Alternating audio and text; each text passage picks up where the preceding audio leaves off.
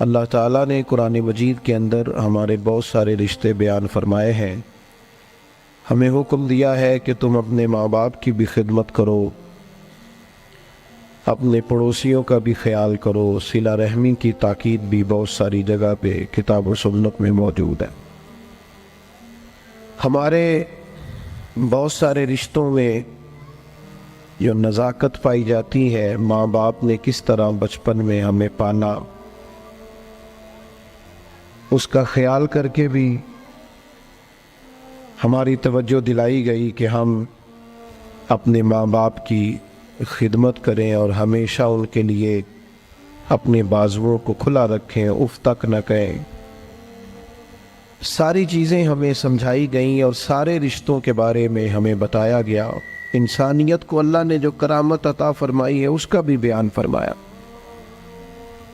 لیکن ان سب رشتوں میں دنیا کے اندر ہمارا جو سب سے زیادہ نازک، گہرا اور وارفتگی کا رشتہ ہے وہ رسول پاک کے ساتھ ہے صلی اللہ تعالی علیہ وسلم۔ اس رشتے کی نزاکت کو بھی قرآن پاک نے بیان فرمایا۔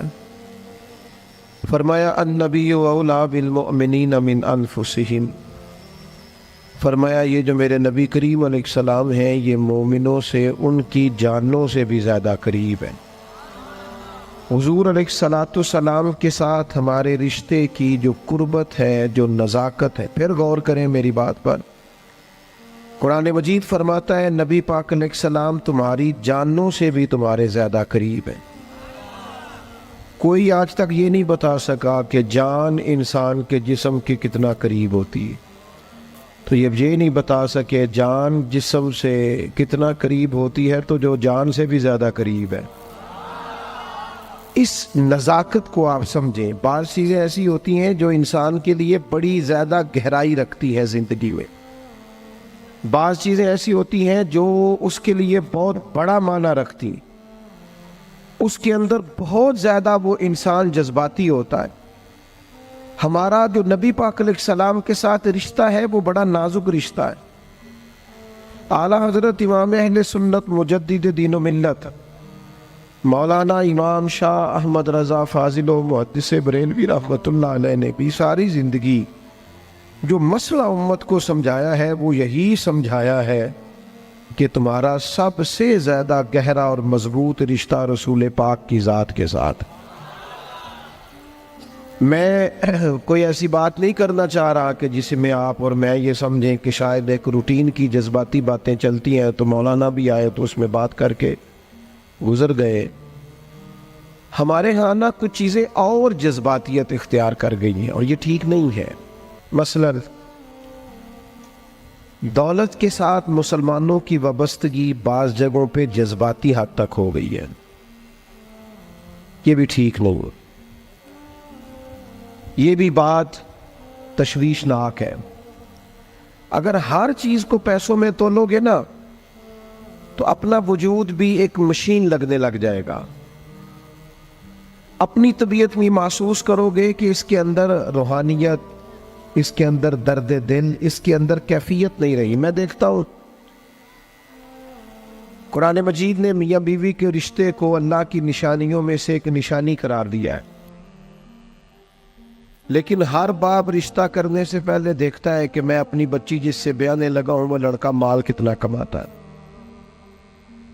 لڑکی والے بھی مال دیکھتے ہیں اور لڑکے والے بھی یہ غور کرتے ہیں کہ لڑکی کس قدر زیادہ جہیز لے کے آئے گی، بچے کو موٹر سائیکل ملے گی کہ گاڑی کی چابی ملے گی۔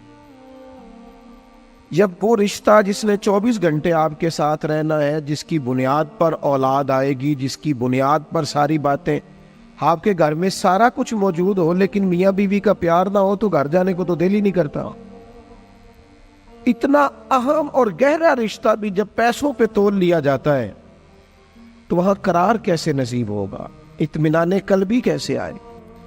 دلوں کے اندر ایک شور ہے دولت کے لیے۔ یہ ہمارے مذہبی سٹیج ہے، میلاد شریف آ رہا ہے تو عشق رسول کا پتہ صرف نوٹوں کی برسات سے تو نہیں نہ چلتا کہ نوٹ کتنے برس رہے ہیں، ریٹوں کے اوپر نیچے ہونے سے تو عشق رسول کا پتہ نہیں نہ چلتا۔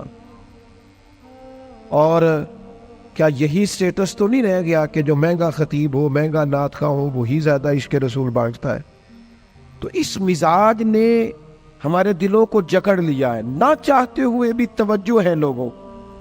ایک مسئلہ شہرت کا ہے، یہ جیسے میں نے ابھی دعا بھی مانگی تھی نا موبائل پر توجہ کم دے، تو اس کے باوجود بھی ایک مسئلہ شہرت کا ہے، فوٹو کا ہے۔ اچھا پہلے یہ مسئلہ تھا جوانوں کے ساتھ،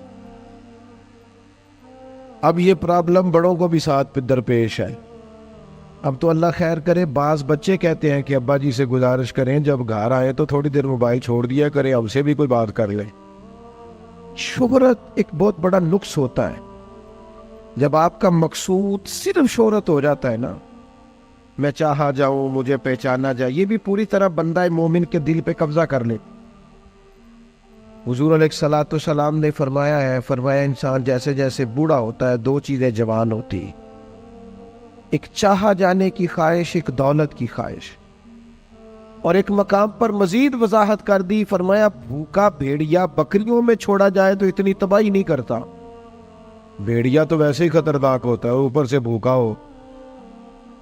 بھوکا بھیڑیا بکریوں میں چھوڑا جائے تو اتنی تباہی نہیں کرتا جتنی دولت اور شہرت کی محبت انسان کے باطن میں تباہی کرتی۔ یہ چیزیں ہمیں جکڑ رہی ہیں تیزی سے، شہرت، اقتدار، چاہا جانا، گلی کا نام میرے نام پہ ہو جائے، محلے کا نام میرے نام پہ ہو جائے، برادری کا بڑا مجھے مان لیا جائے، فلانی شے میری، میں یہ ہوتا ہوں، میں وہ ہوتا ہوں۔ بات بھائی ان چیزوں کی تو جگہ ہی نہیں تھی تیرے دل میں، یہ کدھر سے آ گئیں؟